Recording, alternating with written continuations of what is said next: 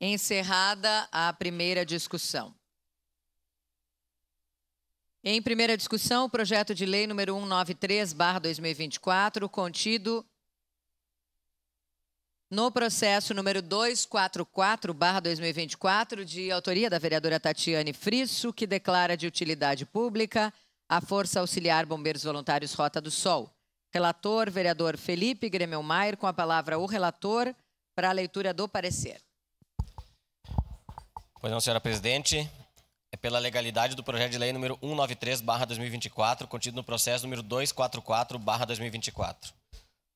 Na exposição de motivos, a autora afirma a Força Auxiliar Bombeiros Voluntários Rota do Sol. É uma entidade sem fins lucrativos que executa as atividades de atendimento pré-hospitalar, remoção de queda de árvores em áreas urbanas e rurais, desobstrução de rodovias, salvamento, busca e resgate em águas abertas e confinadas, retirada de pessoas ilhadas ou em locais de risco, sinalização de buracos e atendimento a derramamento de produtos químicos e óleo, limpeza de pista, captura de animais silvestres e peçonhentos, busca e resgate em estruturas colapsadas, mitigação e deslizamentos e desmoronamento de barrancas em pistas, combate a incêndio e princípio de incêndio industrial, florestal, urbano e veicular.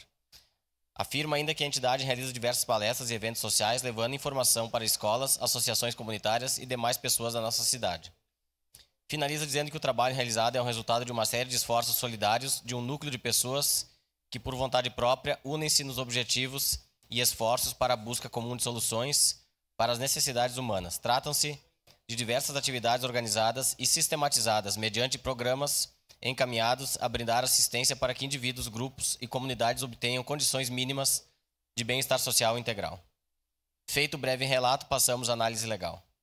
Para reconhecimento de utilidade pública das entidades constituídas no município, é necessário que se observe o disposto na Lei nº 2131, de 8 de outubro de 73, alterada pela Lei nº 8291/18. A instituição possui personalidade jurídica, haja vista estar inscrita no CNPJ conforme o documento anexado, preenchendo o requisito previsto no artigo 3º, inciso 1º da Lei 2131/73. Está comprovado também que a entidade serve desinteressadamente à sociedade e promove atividades filantrópicas conforme artigos 1º e 2º do Estatuto Social, atendendo às exigências dos incisos 2 e 3 da já referida lei.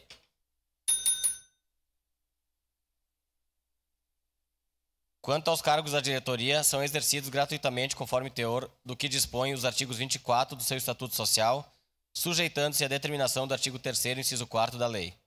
Também está comprovado que a entidade promoveu atividades filantrópicas conforme relatório anexado, a teor do que preleciona o inciso 5º da referida lei.